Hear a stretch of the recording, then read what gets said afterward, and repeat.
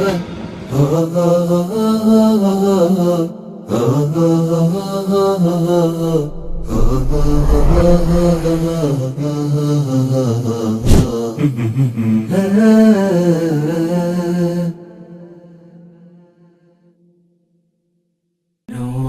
على مر الزمان تألقا وأضاء للدنيا طريقا مشرقا، وهدى من الرحمن يهدينا به للصالحات وللمكارم والتقى. نور على مر الزمان تألقا. بسم الله الرحمن الرحيم، والصلاة والسلام على أشرف الأنبياء والمرسلين نبينا محمد عليه أفضل الصلاة وأتم التسليم. رب اشرح لي صدري ويسر لي أمري واحلل عقدة من لساني يفقه قولي. اللهم اجعلنا من الذين هدوا إلى الطيب من القول وهدوا إلى صراط الحميد. اللهم علمنا ما ينفعنا وانفعنا بما علمتنا وزدنا علما إنك أنت العليم الحكيم. ربنا افتح بيننا وبين قومنا بالحق وأنت خير الفاتحين. أما بعد، فمرحبا بكم أعزائي المشاهدين في برنامجكم أعلام ومناسبات في جزء عامة. كنا قد تكلمنا في الحلقات السابقة وقد وقف بنا المسير في تفسير سورة الضحى، وها نحن نحط رحالنا في سورة الشمس ومع نبي من أنبياء الله الصالحين، وهو نبينا صالح والذي أرسل إلى قوم ثمود. بدء سنقرأ آيات سورة الشمس ثم نذكر هذه القصة ونأخذ العبر في حياتنا اليومية. أعوذ بالله من الشيطان الرجيم. بسم الله الرحمن الرحيم.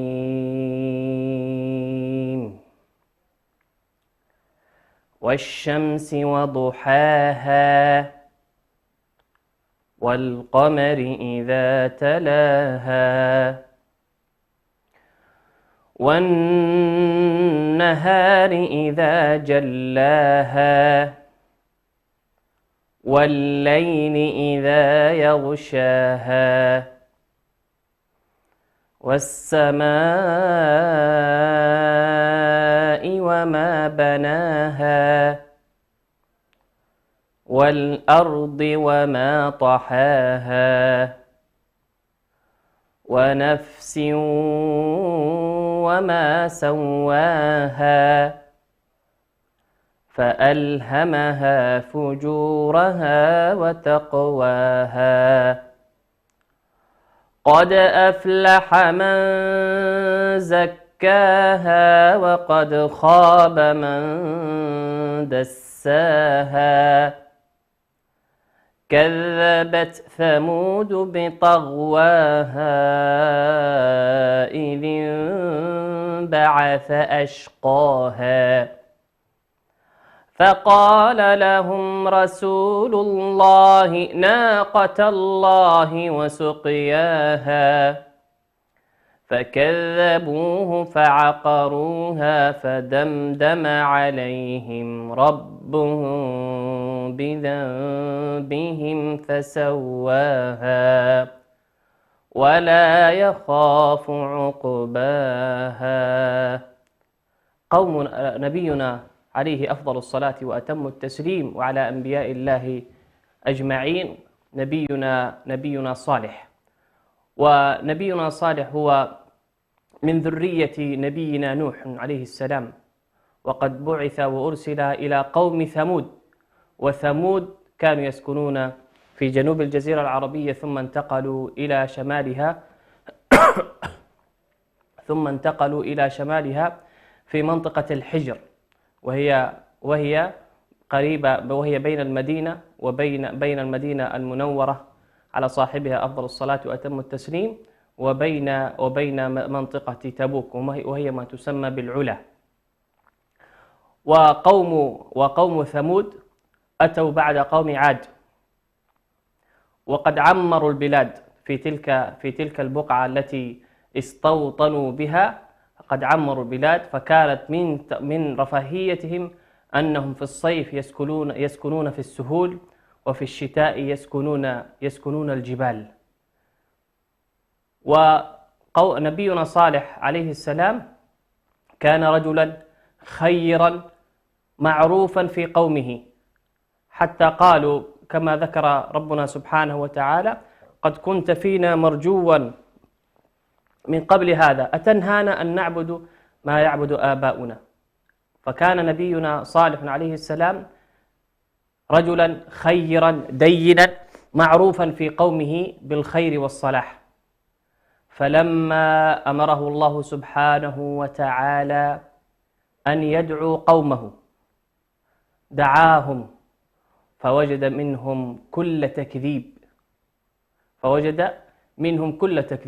وهنا نقف مع دعوته عليه السلام، فدعا قومه بادئ ذي بدء بالترغيب، وحبب إليهم رسالة الله سبحانه وتعالى.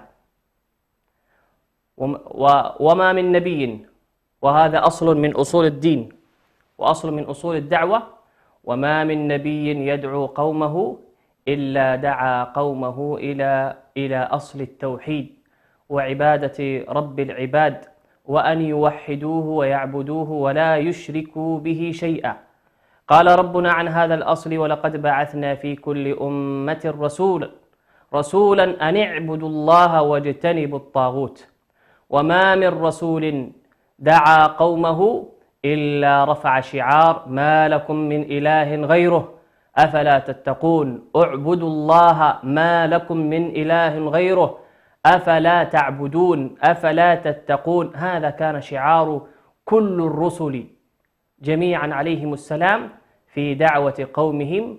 كانوا يبدأون بالأصل المتين وهو التوحيد، وهو عبادة الله وحده لا شريك له سبحانه وتعالى. فدعا قومه إلى هذا الأصل، ولكنهم استكبروا، ثم ذهب إلى نوع آخر من الدعوة وهو الترهيب، فذكرهم. ومن قبل في الترغيب ذكرهم بنعم الله عليهم، ولقد قال: بواكم في الأرض تتخذون من سهولها قصورا وتنحتون من الجبال بيوتا، فذكرهم فلا تعثوا في الأرض مفسدين. كل ذلك كان يرغبهم ويذكرهم بنعم الله سبحانه وتعالى عليهم. وهكذا الداعية عليه أن يبدأ ويتلطف مع الناس، فيبدأ بالترغيب، وكذلك يبدأ في تأصيل الأصول المهمة والأمور المهمة الكبيرة التي تعنى بها في الدين، ولا يبدأ بالتفاصيل ولا يبدأ بالأمور التفصيلية في الدين، لكنه يبدأ بالمجمل وبالكليات التي اعتنى بها الرسل والأنبياء عليهم السلام، وهي التوحيد، ترسيخ التوحيد. فأمرهم نبينا عليه السلام صالح بالترغيب، ثم فإن أبوا فانتقل بعد ذلك إلى الترهيب، فذكرهم بوعيد الله سبحانه وتعالى، وذكرهم بهلاك الأمم من قبلهم إن أبوا دعوة الله سبحانه وتعالى ورسالته. فما كان منهم إلا أن طلبوا منهم آية ومعجزة على صدق رسالته وعلى صدق مبعثه وكلامه الذي يقوله. فطلبوا أن يخرج لهم من هذه الصخرة العظيمة ناقة. فطلب صالح عليه السلام من ربنا سبحانه وتعالى، وهو أعلم بهم وهو أعلم العالمين، فأخرج لهم ناقة خلقا عظيما. فلما رأوها هابوها، فآمن بعضهم وهم القلة، وكفر أكثرهم وهم الأكثرية. فطلب منهم صالح عليه السلام أن يكون لها يوم تشرب ويوم هم يشربون، فطلب منهم أن يكون لها شرب يوم معلوم، ولا يمسوها بسوء ولا يقربوها بسوء ولا يؤاذوها. فاستمر بهم الحال كما أراد صالح، ثم دب فيهم الاستكبار، ثم دب فيهم الاستكبار ودب فيهم البطر ودب فيهم. وهذا هو نتيجة الكفر بالله سبحانه وتعالى، أن الإنسان إذا استغنى عن الله سبحانه وتعالى دبت فيه أمراض القلوب وأمراض الأبدان من الكبر، وجحدوا بها واستيقنتها أنفسهم ظلما وعلوا. فدبت فيهم هذه الأدواء والأسقام، فما كان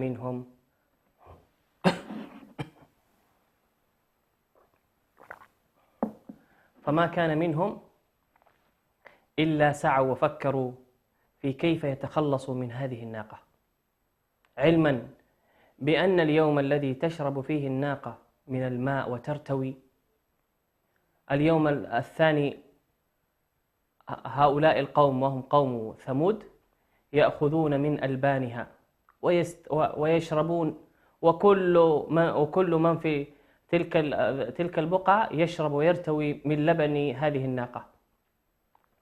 ولكنه الكبر والعناد أعزائي المشاهدين، فما كان منهم إلا أن فكر منهم رهط من تسعة أفراد يفسدون، أرادوا الإفساد، فما كان منهم إلا أن عقروا الناقة، ذبحوها، وكان لها ولد. ففي بعض الروايات أنه ذبحوا الولد مع أمه، وفي بعض الروايات أن حينما شرعوا في عقر الناقة ذهب وهرب منهم ذلك الولد إلى صخرة أخرى. لكن المقصود أنهم عقروا الناقة. فوصل الخبر إلى نبينا صالح عليه السلام، فقال: تمتعوا في داركم 3 أيام، أي انتظروا عذاب الله سبحانه وتعالى والذي حذرتكم منه 3 أيام. ففي اليوم الأول اصفرت وجوههم، وفي اليوم الثاني احمرت وجوههم، وفي اليوم الثالث اسودت وجوههم، ولا يعلمون ما يعاينهم وما الخبر، وماذا سيفعل بهم، وكيف سيأتيهم العذاب، ومن أين سيأتيهم العذاب، وهل سيأتيهم صباحا أم مساء. كل تلك الأسئلة وردت في مخيلاتهم، ولكن الله سبحانه وتعالى أنزل عليهم وأسمعهم صيحة من السماء ورجفة من الأرض من تحتهم ومن أسفلهم، فزهقت أرواحهم في ساعتها. ألا إن ثمود كفروا ربهم ألا بعدا لثمود. فعقروا الناقة وعتوا عن أمر ربهم فأخذتهم الصيحة. هكذا كان عقاب من يكذب رسل الله سبحانه وتعالى ويتجرأ على حدود الله ورسالاته ورسله. وأما 9 رهط الذين يفسدون فكانوا من خبرهم أنهم لما عقروا الناقة أرادوا وفكروا في قتل نبينا صالح عليه السلام، فحماه الله سبحانه وتعالى ودافع عنه، لأن الله يدافع عن الذين آمنوا، فأخذتهم حجارة فأوقع الله عليهم حجارة فماتوا من حينها. ومن هذه القصة، قصة نبينا صالح عليه السلام إلى قومه، عبر ودروس نستلهمها في حياتنا. من تلك القصص إلى ماذا ندعو أعزائي المشاهدين؟ أول مبدأ ندعو فيه إلى ديننا العظيم والشريعة السمحاء، وهو أصل من أصول هذا الدين، وهو عبادة الله وحده لا شريك له. عبادة الله وحده لا شريك له. كل الأنبياء دعوا إلى عبادة الله سبحانه وتعالى وحده لا شريك له، ولم ولم ولم يأخذوا أي من أمور قد تكون هي في المرتبة الثانية أو الثالثة أو الرابعة، لكنهم أخذوا بأصل من أصول الدين، وهي عبادة الله سبحانه وتعالى وحده. الأمر الثاني من القصص التي نستلهمها في حياتنا وهي الدعوة بالرفق واللين والترغيب.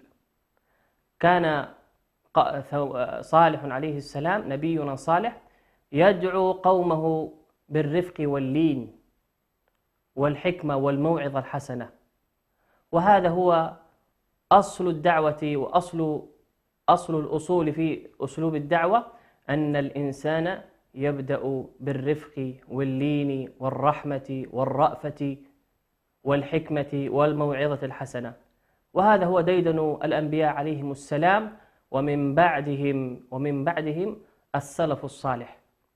كالأصل أن يدعو قومه برفق ولين، والأصل أن يدعو قومه بالحكمة والموعظة الحسنة. فكان نبينا عليه الصلاة والسلام أرأف الناس بالناس وأرحم الناس بالناس وأكرمهم عند الله سبحانه وتعالى، ويدعو قومه ولا يكون في صدره حرج، صلى الله عليه وسلم على أنبياء الله ورسله أجمعين.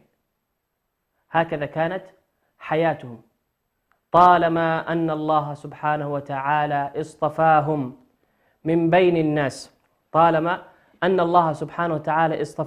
بين الناس، فحري بهم أن يتلطفوا مع البشر، وحري بهم أن يتلطفوا مع الناس. قال ربنا سبحانه وتعالى وهو يصف نبيه محمد صلى الله عليه وسلم: لقد جاءكم رسول من أنفسكم عزيز عليه ما عنتم حريص عليكم بالمؤمنين رؤوف رحيم. كذلك من الدروس التي نستلهمها في حياتنا أن الأنبياء والرسل لا يكلون ولا يملون في أساليبهم وفي دعوتهم. ألم نسمع إلى حياة نبينا نوح عليه السلام، والذي مكث في قومه 950 سنة، 1000 سنة إلا 50 عاما. نبينا نوح عليه السلام كما قال وحكى ربنا عز وجل عن دعوته، قال: ربي إني دعوت قومي ليلا ونهارا ثم إني دعوتهم جهارا. وفي آية أخرى: دعاهم ليلا ونهارا وسرا وجهارا. 1000 سنة إلا 50 عاما. فالأنبياء عليهم السلام لا يكلون ولا يملون من تبليغ دعوة الله سبحانه وتعالى إلى الناس قاطبة. ولنا فيهم أسوة حسنة لمن كان يرجو الله واليوم الآخر. وما وقصص حياة نبينا محمد صلى الله عليه وسلم عنا ببعيد، فقد آذوه قومه واشتد أذاهم عليه، وكل ذلك لا يرد لهم إلا اللهم اهد قومي فإنهم لا يعلمون. بل وصل الحد في إيذائهم له إلى الإيذاء الجسدي، بل وصل إلى الإيذاء النفسي والحديث عن عرضه عليه السلام وعن أمهات المؤمنين رضي الله تعالى عنهن. بل وصل بعضهم إلى أن سموه ساحرا وكاهنا ومجنونا، ويقول أساطير الأولين ويحكي بالخرافات، كل ذلك عن نبينا عليه الصلاة والسلام. وما كان عليه السلام يتشفى لنفسه، لما عرض عليه ملك الجبال مع جبريل عليه السلام: يا محمد هذا ملك الجبال يقرئك السلام، فإن أردت أن يطبق عليهم الأخشبين، وهما جبلين عظيمين في مكة، على أهل مكة بعدما آذوه عليه السلام وطردوه. فما كان من نبينا صلى الله عليه وسلم نبي الرحمة إلا أن قال: لا، لعل الله أن يخرج من أصلابهم من يعبد الله ولا يشرك به شيئا. هذا هو نبينا عليه السلام الذي أوذي في معركة أحد، في غزوة أحد أشد الإيذاء، فكسرت رباعيته عليه الصلاة والسلام، وشج رأسه، ودخل المغفر إلى وجنتيه الشريفتين، وتجحشت ركبتيه عليه الصلاة والسلام، فما كان منه إلا أن صابرا صلى الله عليه وسلم مرغبا صحابته إلى جنة عرضها السماوات والأرض أعدت للذين آمنوا بالله ورسله. هذا هو ديدن الأنبياء عليهم السلام في تبليغ دعوتهم. وما كان من قوم موسى مع موسى حينما أدركه البحر قال من كان معه من أتباعه لموسى قالوا إنا لمدركون، فما كان من ثابت الجنان نبينا موسى عليه السلام قال: كلا إن معي ربي سيهدين. دعوة وتضحية وبذل إلى آخر رمق في حياتهم عليهم السلام أجمعين.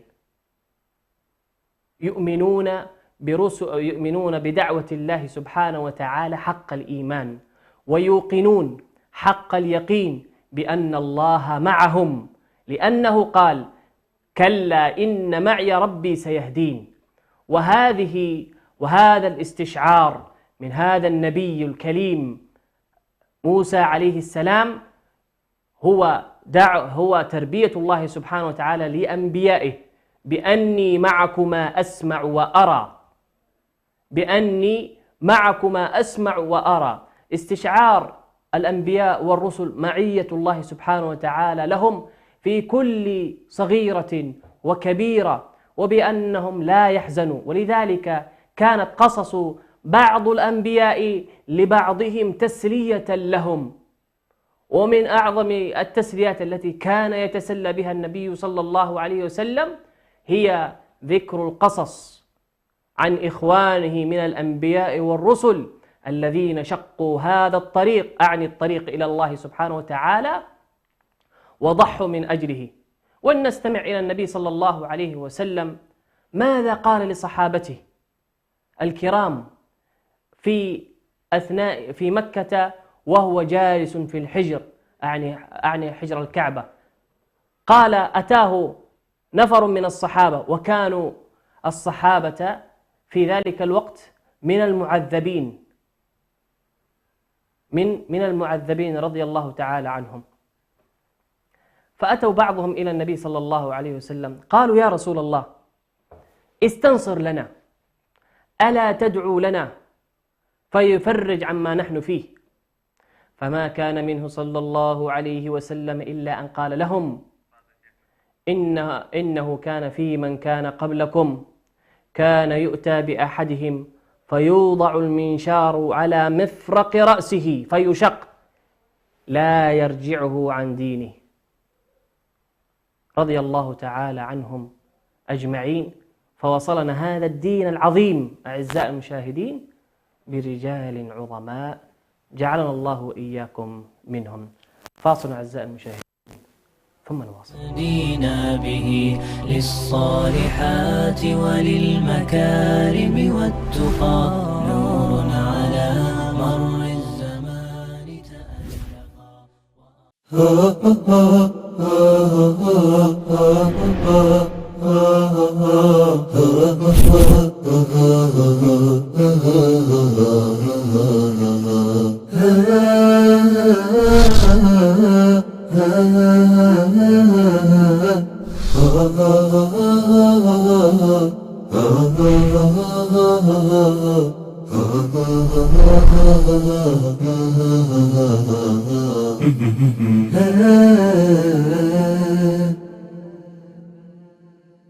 للأطفال عالم خاص بهم، يعيشون فيه حياة جميلة مليئة بالأحلام وبالمغامرات، والإبداعات. عالم يملأه الحب والوفاء، العطاء دون مقابل، خيال لا متناهي.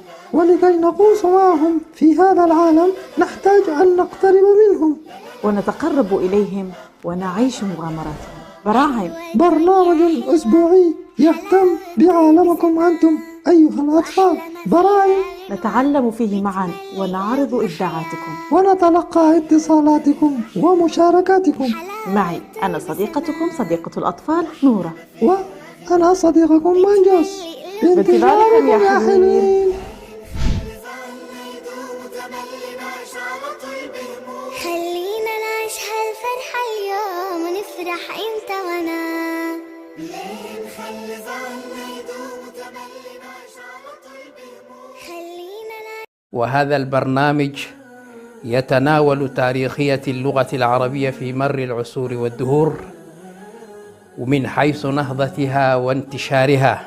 كان العديد من جهابذة العربية من أصول غير عربية تنوعت بين الفارسية والرومية وصولا إلى بربر المغرب العربي. ستظل رابطة تؤلف بيننا، فهي الرجاء لناطق بالضاد. أنا البحر في أحشائه الدر كامن، فهل سألوا الغواص عن صدفاتي؟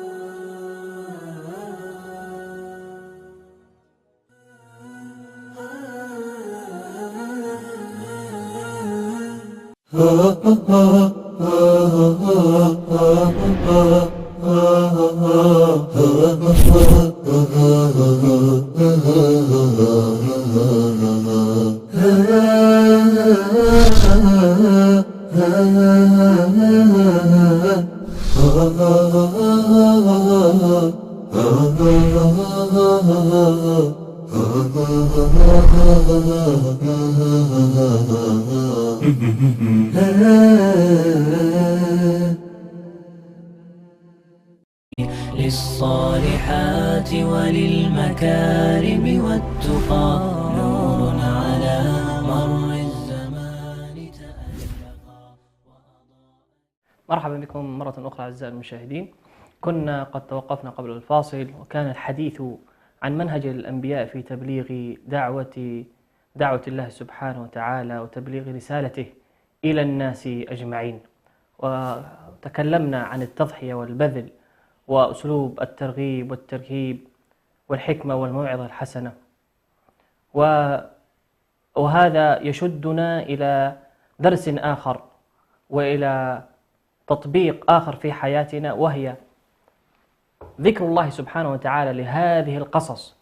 كان لنبينا صلى الله عليه وسلم تسلية صلى الله عليه وسلم له مما يكابده من الحزن والآلام والشدائد التي حلت عليه أو على قلبه صلى الله عليه وسلم من أذى قومه. وأما نحن فقال ربنا سبحانه وتعالى: لقد كان لكم في قصصهم عبرة لأولي الألباب. لأولي الألباب الذين يملكون عقلا واعيا.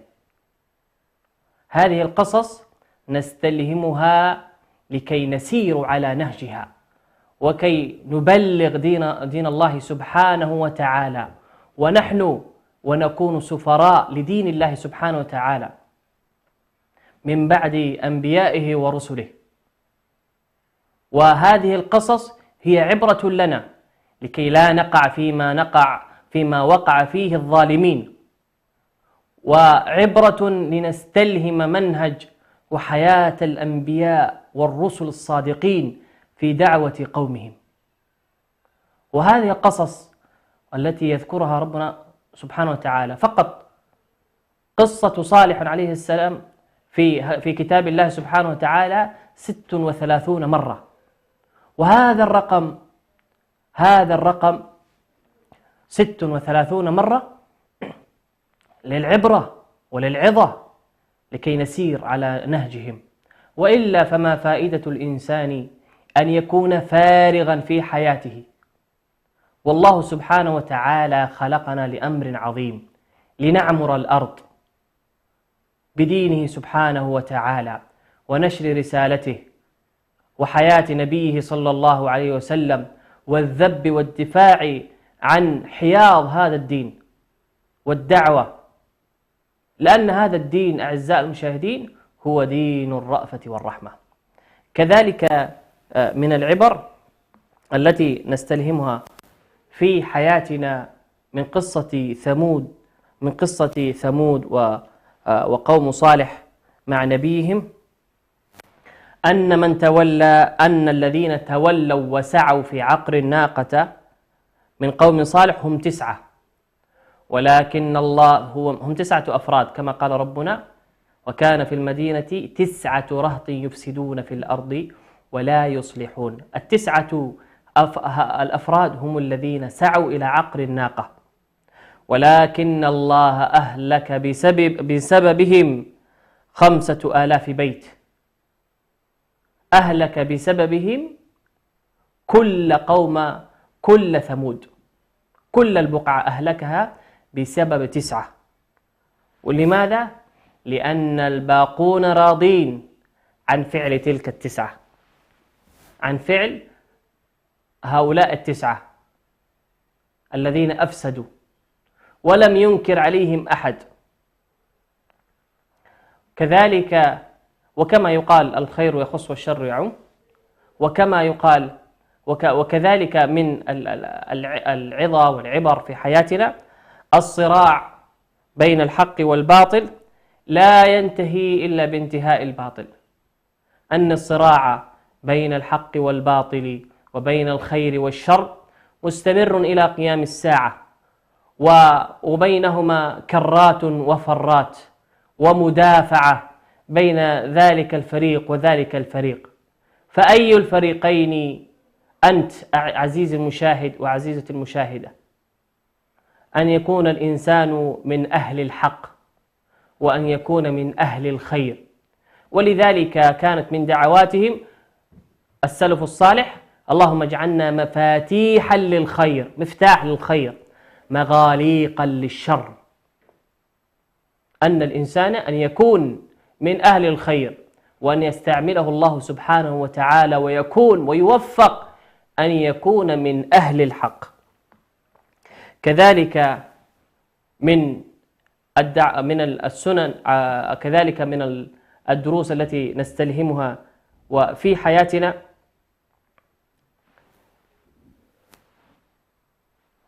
أن ذكر الله سبحانه وتعالى للقصص ودعوة الأنبياء عليهم السلام لنرى حجم وأعباء هذه الرسالة وتبليغها. قال نبينا صلى الله عليه وسلم كما في الأثر: بلغوا عني ولو آية. تبليغ دين الله سبحانه وتعالى ليس فيه دعة وراحة، وتبليغ دين الله سبحانه وتعالى والدعوة إليه يحمل كثيرا من الأعباء، ويحمل في طياته وصفحات يومه كثير من الهم والغم والأذى وعدم الشكر وعدم الإحسان من قومهم للرسل والأنبياء. لذلك كانت هذه القصص هي تسلية لهم للأنبياء والرسل بأنهم على الطريق الصحيح. والذي يدعو ولا يرى في دعوته وفي طريق دعوته أذى فليتهم طريقه وليتهم دعوته، لأن دعوة الحق لا تقوم إلا بمدافعة الباطل، إلا بالصراع بين دعوة الحق والباطل والصراع مع الشر والصراع مع أهل الباطل، في تلك اللحظة تعلم بأنك على الطريق الصحيح. وحين يؤذى الإنسان أي أذى كان نفسيا أو جسديا، فليعلم بأن هذا هو الطريق الصحيح وطريق الحق، والذي فيه من الشوك والذي فيه من الأذى ما يتحمله ويرفعه في درجة الله سبحانه وتعالى إلى أعلى عليين. لذلك كان الله سبحانه وتعالى مع أوليائه ومع أنبيائه ورسله. والذي يظن بأن الدعوة أو دعوته لا بد أن تخلو من الأذى، ولا بد أن تخلو من الشدة، ولا بد أن تنعم دعوته وطريقه إلى الناس وتبليغه، لا بد أن ينعم هذا الطريق بالرخاء، فقد أخطأ الصواب وجانبه. لماذا؟ لأن لنا أسوة حسنة في أنبياء الله ورسله الذين أوذوا في سبيل الله سبحانه وتعالى وفي سبيل تبليغ دعوته من أنبيائه. كذلك من الدروس والعبر التي نستلهمها في حياتنا أن خيرك لنفسك مؤثر على غيرك. الخير في نفسك مؤثر لغيرك. كيف ذاك؟ قالوا لصالح: يا صالح، أتنهانا أن قد كنت فينا مرجوا قبل هذا، أتنهانا أن نعبد ما يعبد آباؤنا وإننا لفي شك مما تدعونا إليه مريب. ونبينا عليه السلام قبل مبعثه كان يسمى بالصادق الأمين. وهكذا كل أنبياء الله سبحانه وتعالى كانوا من خيرة قومهم صلى الله عليهم أجمعين. ولذلك قلنا في البداية: خيرك في نفسك مؤثر لغيرك. كلما زرعت الخير في نفسك أورث ذلك الزرع حصادا وثمارا يانعة يراها غيرك فيتأثر بدعوتك. لا تقل في نفسك بأن حسنة في نفسك أو خصلة خير في نفسك غير مؤثرة، بل مؤثرة أيما تأثير.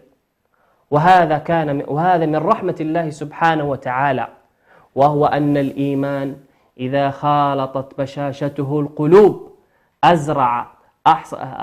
أورق ثمارا يانعة يراها المدعوين فيتأثر بها. لذلك كان نبينا عليه السلام يسمى بالصادق الأمين قبل مبعثه صلى الله عليه وسلم. وقوم صالح يقولون وثمود يقولون قوم ثمود يقولون لنبينا صالح: قد كنت فينا مرجوا. لذلك حري بالإنسان إن أراد أن يدعو قومه أو أراد أن يدعو أناسا أن يزرع الخير في نفسه، وأن يجتهد في غرس خصال الخير في نفسه، لأنه ينتظره من أعباء تبليغ دين الله عز وجل ما كان يزرع فيه خصال الخير في نفسه قبل ذلك. حري بالإنسان. لذلك ولنأخذ ربنا سبحانه وتعالى أمر نبينا صلى الله عليه وسلم أن يقوم من الليل، ومن حكم قيام الليل قال ربنا: إن ناشئة الليل هي أشد وطئا وأقوم قيلا. لأن الخلوة مع الله سبحانه وتعالى في ظلم الليل هي زاد للمسير، وهي زاد لتحمل أعباء الطريق إلى الله سبحانه وتعالى، وهي زاد ودرع حصين أمام ما سيواجهه الداعي إلى الله سبحانه وتعالى من أعباء الطريق ومن أذى الطريق ومن أذى أهل الباطل ومن صراعات الشر خلوته مع الله سبحانه وتعالى هي الدرع الحصين والمنيع. ولذلك أمر ربنا سبحانه وتعالى نبيه أن يقوم من الليل. إن ربك يعلم أنك تقوم أدنى من ثلثي الليل ونصفه وثلثه وطائفة من الذين معك والله يقدر الليل والنهار. وأمر بعد ذلك صحابته الكرام أن يقوموا من الليل ليكون لهم زاد في المسير في النهار، ويقارع أهل الباطل والشر ويقارع أهل الشر والباطل بعد ذلك. كيف يقارع الإنسان عدوه وهو عاري الصدر وهو عاري السلاح، لا يملك سلاحا وعاري الصدر ولا يعرف ولا يملك قوة في قلبه؟ كيف ذاك؟ بل ذلك مدعاة لأن يقوم عدوه بصرعه وقتله أينما وجد لحظة سانحة. لذلك ربنا سبحانه وتعالى أنزل علينا خير الكتب وهو زادنا لكي نقارع بها أهل الباطل وأهل الشر. ولا يقول الإنسان بأنه لا يحتاج لزاد. ربنا سبحانه وتعالى ذكر نبيه فقال له: لولا أن ثبتناك لقد كدت أن تركن إليهم شيئا قليلا إذا لأذقناك ضعف الحياة وضعف الممات ثم لا تجد لك علينا نصيرا. ولولا فضل الله عليك ورحمته، هذا فضل الله سبحانه وتعالى أن يحمي الداعي إلى الله سبحانه وتعالى من هفوات النفس وخطوات الشيطان، من أن يركن إليها فينسى الله سبحانه وتعالى فينساه الله، ومن نساه الله نسيه.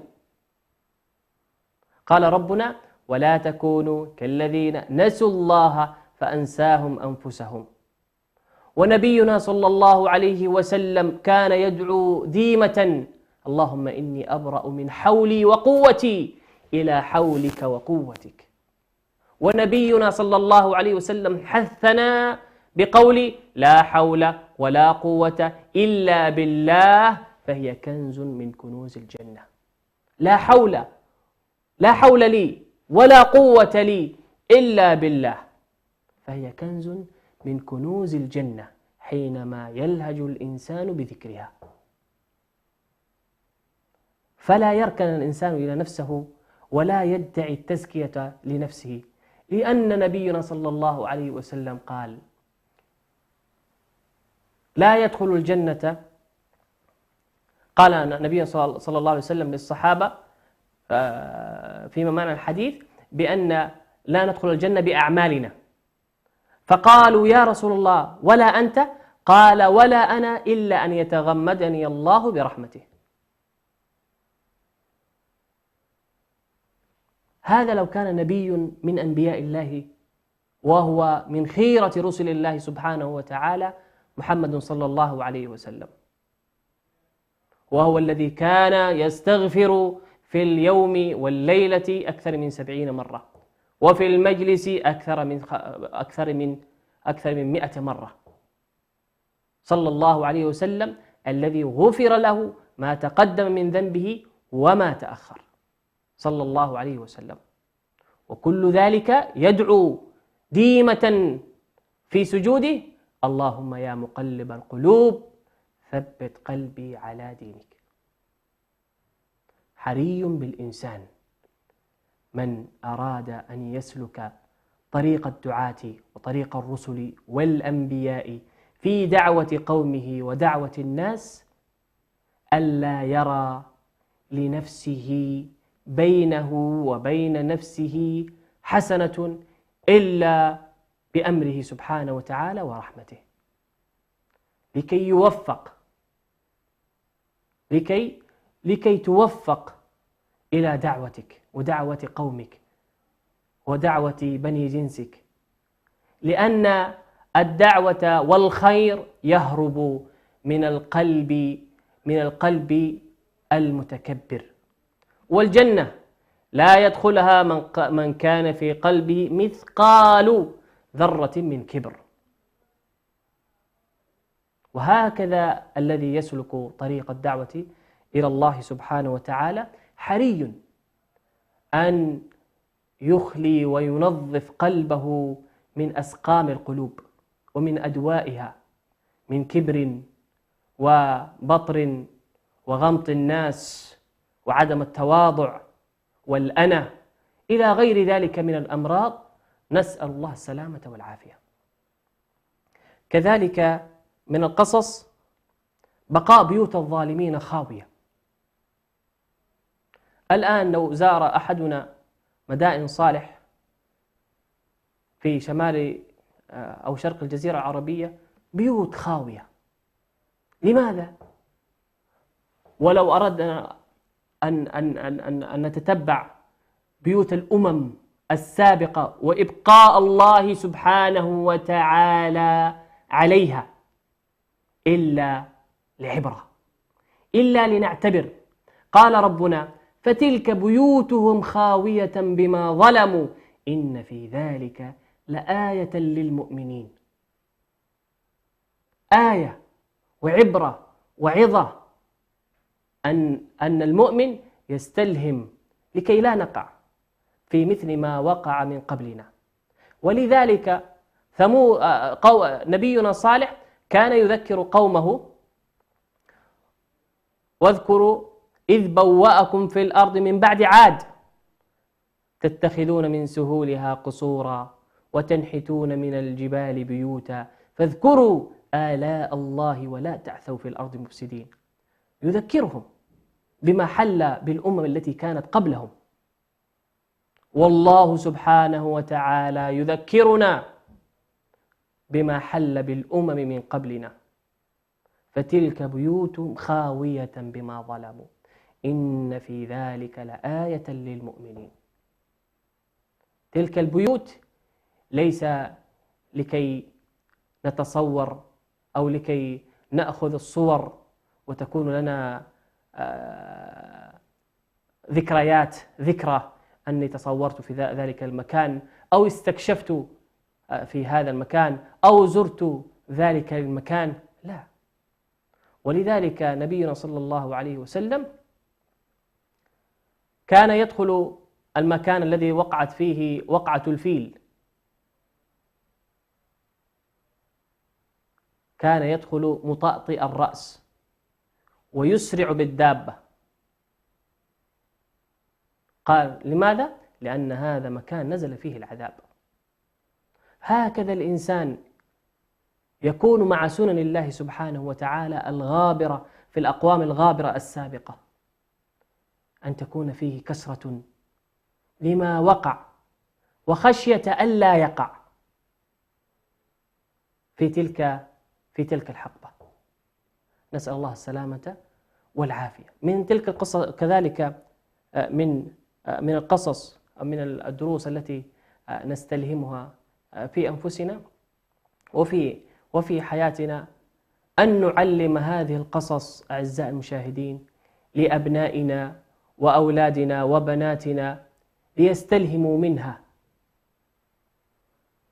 وحري بالإنسان المسلم أن يقص على أولاده وعلى الناشئة قصص القرآن، لأن قصص القرآن فيها حياة وفيها إعمار للأرض وفيها حياة للإنسان وفيها منهج وفيها ما يصل الإنسان به إلى الكمال البشري من العبر والقصص. حري بالإنسان أن يعلم نفسه وأهله وذريته بما حدث للأقوام من قبلنا لكي نقود الأجيال من بعدنا بكل سلام وأمان وخير.